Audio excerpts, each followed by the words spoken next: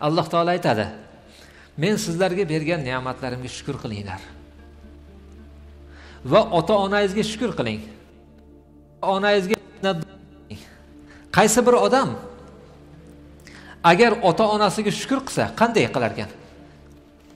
Kelib onasini qo'lini o'pib, "Onajon, siz menga shuncha qaradingiz, shuncha katta qildingiz, o'zingiz yemay yedirdingiz, o'zingiz kiymay kiydirdingiz. Men sizni juda ham yaxshi ko'raman. Qanday qilsamki shu mehnatlaringizni yetsam, qanday qilib sizni rozi qilsam, nima xohlardingiz mendan?" degan gapni aytsa, Alloh taolo rahmatga ko'mib borar ekan shu bolani. Hali u ona bir narsa demay turib. Ko'rdingizmi?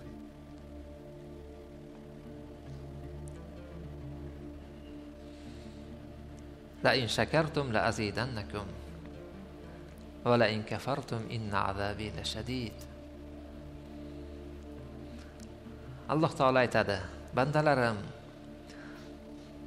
men sizlarga ko'p ne'mat beraman. Agar men bergan ne'matlarni sanasangiz udda qila olmaysiz. Sizlar shunga agar shukr qilsalaring, o'zi ishni qarang. Alloh taolo sizga bir narsa bersa, shukr qilish vojib o'zi, to'g'rimi? Robbim, men minnatdorman. Shu narsani menga berding. Senga shukr qilaman deyish kerak o'zi. Shunda ham Alloh taolo aytadiki, agar shunaqa deb qo'ysang 10 ta beraman yana deydi. Ajoyib. Men yaxshi ko'raman deydi shukr qilganda. Agar shukr qilsa ko'paytirib beraman unga deydi. Keginchi vala in kafartum. Men mana shu joyda bir narsaga taajjub qolasiz. Shukr qiling deydi, shukr qilsangiz deydi. Kegingisida agar shukr qilmasangiz demaydi. Agar kofir bo'lsangiz deydi. Shukr qilsangiz ziyoda qilaman. Agar kofir bo'lsangiz meni azobim qattiq deydi. Nimaga? Alloh taolo noshukrlikni kofirlik deb atagan ekan. Xudo rahmat qilsin, Shayx Hazrat ko'p shu ishga amal qilardilar. Nima derdilar? Inshaalloh hammasi yaxshi bo'ladi. Allohdan yaxshi gumon qilish kerak ekan. Bugungi kun haqida ko'p gapirardilar-da, bugunda bizdagi imkoniyatlar haqida ko'p gapirardilar. U paytda unaqa narsa emas edi-ku. Inshaalloh hali hammasi yaxshi bo'ladi. Shukr qilaylik derdilar. Alijon qori, Shayx Alijon qorini bu yerda yaxshi ko'rmagan odam yo'q. Buni odam g'irt oshiq bu kishiga.